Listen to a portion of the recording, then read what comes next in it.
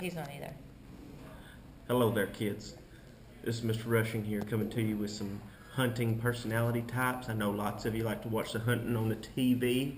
Okay, I'm coming with you. I'm coming at you today with 7 different hunting personalities.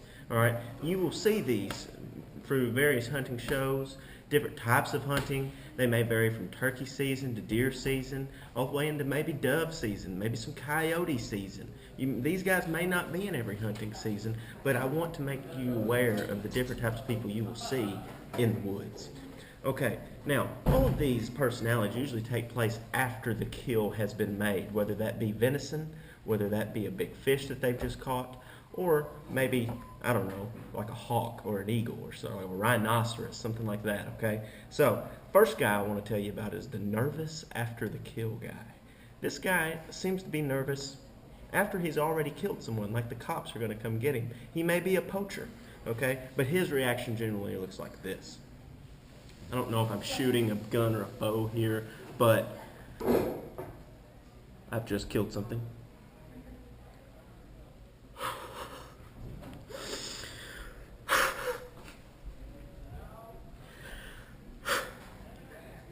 It's a big boar. It was. It walked by me on the flank, 10 yards. I felt its breath. All right, that guy seems to have a hard time catching his breath. Very nerve-wracking individual. Okay, now we'll move on to number 2.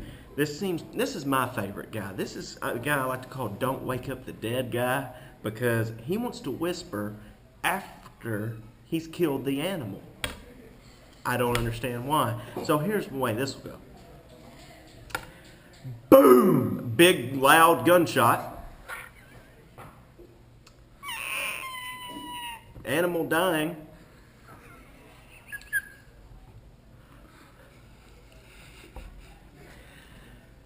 Just killed that deer from 250 yards away. I shot it with a cannon.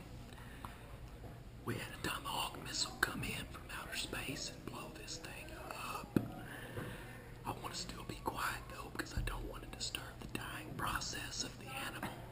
It is Mother Nature's way and I will not disturb. Never understood that guy. But anyways, move on to number 3. This guy is the weather guy.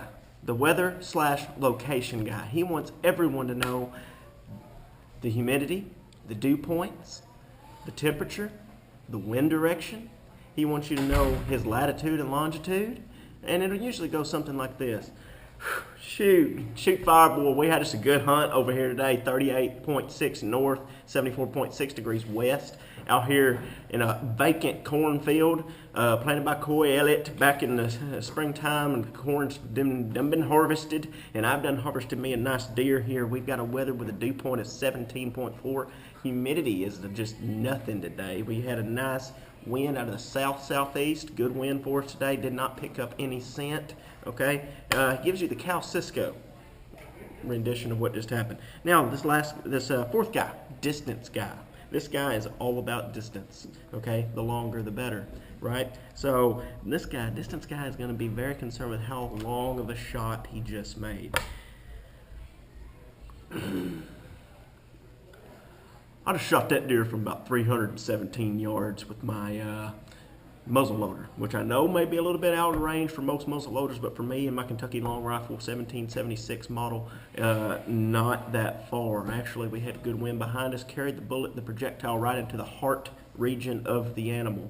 By the way, the animal I was shooting at was a squirrel, and this squirrel is no longer with us because from 317 yards away, the 1776 muzzleloader just awesome.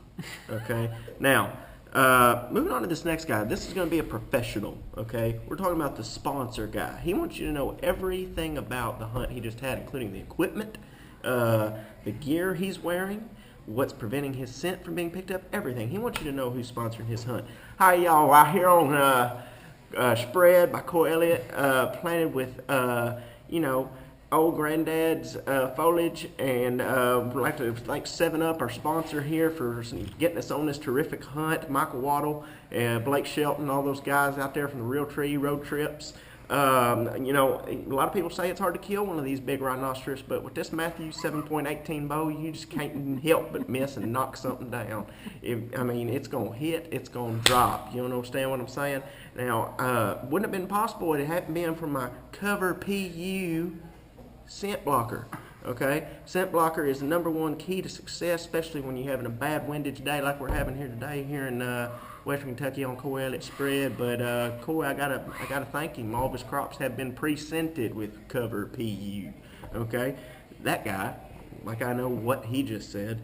Our next guy, Adrenaline Junkie guy. This is gonna maybe be your big game safari type hunter. This guy is gonna be extremely pumped. My favorites is the guy who has already killed 34 white-tailed deer, but on his 35th, it's in Texas. Yeah, boys, that's what I'm talking about right there. That's how you kill a whitetail in Texas. That's right, that's what I'm talking about. Woo! That's what I'm talking about. Now, that's pretty self-explanatory. Our last guy, Relief It's Over guy, and you may want to cue the sad music because this has been killing him. Okay, this hunt, if you did not know any better, you would thought that he had been on this hunt for over a year. Tracking, smelling, tasting the dirt, tasting the grass, sharpening his own arrows. Okay, but this guy, you can see the weight of the world being lifted off his shoulders after he kills this turkey, because basically the way it looks is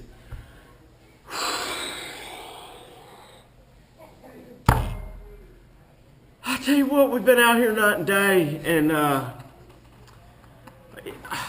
we had to hire a Navajo guide. We made our way over. We found a trail.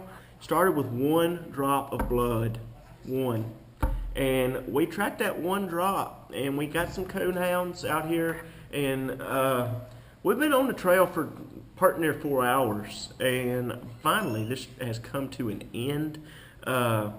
But hey, once again, I'd just like to thank Coy Elliott and his outfielders out here. They built a real nice tall fence for all of our animals and able to keep them indoors.